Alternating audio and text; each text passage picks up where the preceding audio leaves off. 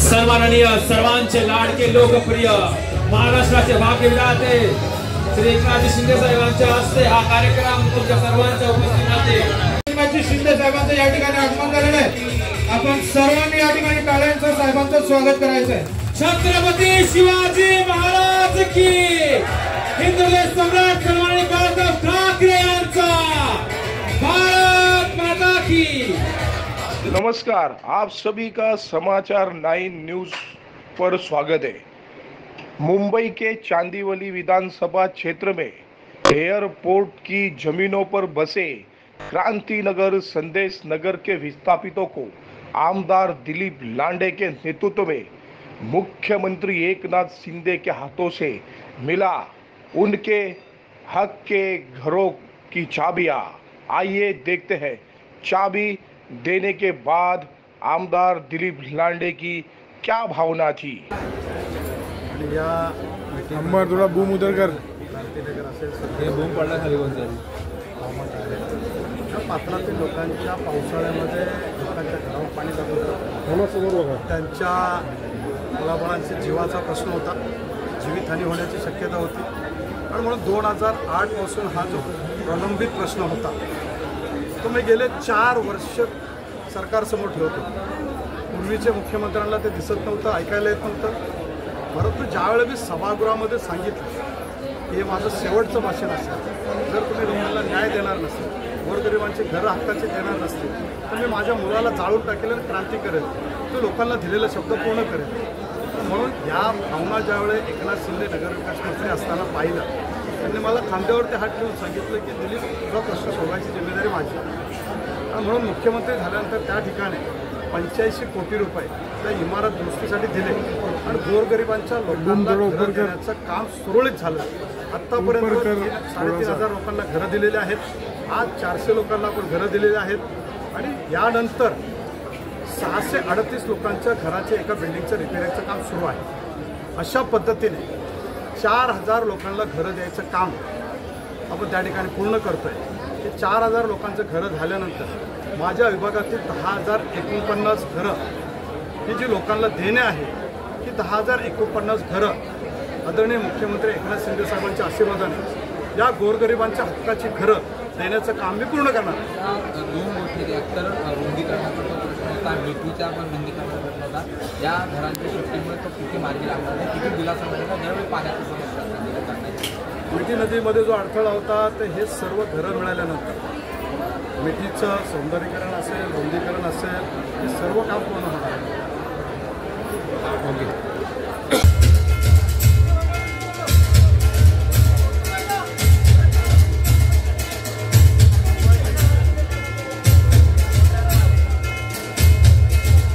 आज या ठिकाणी मराठमोळा जो पेशवा आहे तो या ठिकाणी पोशाख घालून आलेल्या आपल्या 5 लाभधारक मराठी महिलांच्या वतीने आदरणीय साहेबांचा सत्कार। त्यांच्या प्रयत्नांमुळे या ठिकाणी पूर्ण झालेले ते महाराष्ट्राचे मुख्यमंत्री सन्माननीय एकनाथ शिंदे साहेबांच्या हस्ते या ठिकाणी प्रकल्पबाधित झोपडी धारकांना सदनिका चावी वाटप करण्याचं काम पूर्ण होत आहे। क्रांतीनगर आणि संदेश नगर, मिठी नदी लगतच्या या सर्व झोपडी धारकांना सन्माननीय मुख्यमंत्री एकनाथ शिंदे साहेब यांच्या आशीर्वादाने आणि कार्यसम्राट आमदार दिलीप मामा लांडे यांच्या प्रयत्नाने या ठिकाणी सदनिका आणि चावे यांचं वाटप करण्याचं काम आज या ठिकाणी वचनपूर्ती झालेली आहे। या ठिकाणी ज्या झोपडीधारकांची नावं घेतली त्यांनी सर्वांनी मंचावर यायचंय।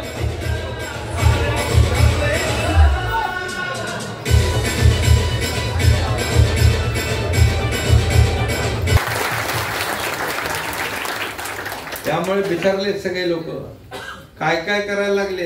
टीव्हीत बघितलं ना जोडे मारो आंदोलन, अरे कार्यकर्त्याने जोडे मारो आंदोलन केलं तर समजू शकतो, मुख्यमंत्री राहिलेले माणसं, मोठमोठी माणसं असं जोडे मारतायत, जोडे मारत काय परिस्थिती आहे।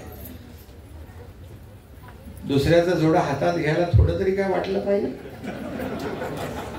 आज बाळासाहेबांना किती वेदना झाल्या असतील हे सगळं बघून, आणि म्हणून हे सगळं जे वाईट आहे म्हणजे कसलं राजकारण करायचं। काय राजकारण करायचं? किती तुम्ही शिव्या घाला, शाप द्या, आरोप करा, काही करा, परंतु जोपर्यंत ही जनता माझ्या बरोबर आहे तोपर्यंत मला कशाची चिंता नाही. कारण एक सर्वसामान्य कुटुंबातला माणूस जेव्हा राज्याचा मुख्यमंत्री होतो, का होऊ नये?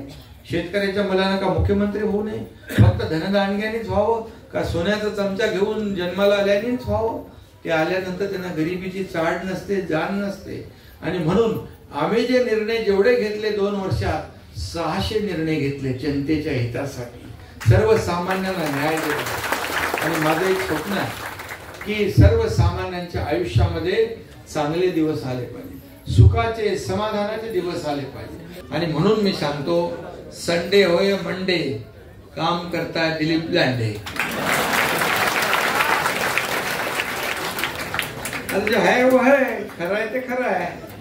आणि काय माझ्याकडे आला की काय ना काय ते लोक मतदारसंघातलेच कामं असतात, त्यामुळे काळजी काय करायची नाही. तुम्हाला यावेळेस हे सर्व लोक रेकॉर्ड ब्रेक मतांनी विजयी करतील. कारण आमदार कसा असावा? दिलीप मामा सारखा असावा. हा एक आदर्श आमदार. नुसता त्याला त्यांचा एकच ध्यास, माझ्या मतदारांना हे पाहिजे, माझ्या मतदारांना ही सुविधा पाहिजे. किती पैसे दिले आतापर्यंत आपण? 1200 कोटी रुपये दिलीप मामांना आपल्या सरकारच्या वतीने दिले. आणि म्हणून आणखी जे जे काही लागणार आहे ते सगळं तुम्हाला. अरे दिलीप मामा आगे बढाला म्हणजे मी बढालो. लाडकी मुलगी, लाडका भाऊ, हे लाडक्या भावांचे फॉर्म भरले का नाही? सुशिक्षित बेरोजगार, ते 10 लाखाचं टार्गेट ठेवलेलं आपण, 10 लाखाचं. आणि आपल्या बहिणींनी, किती विरोधकांनी सांगितलं खोटं आहे, अमका आहे, तमका आहे, तरी सुद्धा 2 कोटी बहिणींनी फॉर्म भरले. 1,40,00,000 बहिणींच्या खात्यात पैसे देऊन टाकले, आपण जमा केले. एकदा नाही, 10 वेळा नाही, 100 वेळा विचार करा. आम्ही सगळं नियोजन केलं. 33,000 कोटीचं नियोजन केलं या माझ्या लाडक्या बहिणींसाठी. आता तुम्हाला 3 सिलेंडर पण मिळणार आहेत, गॅस सिलेंडर वर्षाला मोफत, तेही मिळणार आहे. तुमच्या मुलींना, तुम्हाला डॉक्टर बनवायचं, इंजिनियर बनवायचं, वकील बनवायचं आहे, त्याचे सगळे फी सरकार भरणार आहे. दिलीप मामाने सांगितलं, शपथ घेतल्यानंतर मी त्यांना विश्वास दिला होता की तुमच्या भागातली जेवढी कामं आहे तेवढी कामं हा एकनाथ शिंदे करणार. आणि त्याप्रमाणे आपण आता ही घरं देतोय.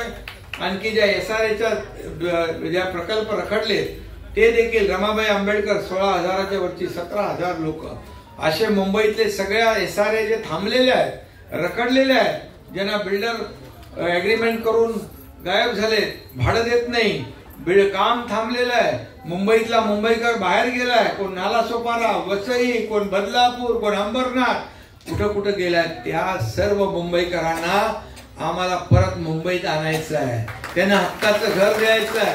आणि म्हणून आम्ही योजना केली. कोणाला वाटलं होतं होणार नाही, हे एकनाथ शिंदे बोलतोय ते कसं शक्य आहे? पण मी जे बोलतो ते करतो. मी सिडको आणि ठाणे महापालिकेत ठाण्याला पहिला प्रकल्प सुरू केला, धोकादायक इमारतींचा क्लस्टरचा. आणि आता हा रमाबाई आंबेडकर पण आपण MMRDA आणि SRA मिळून करताय.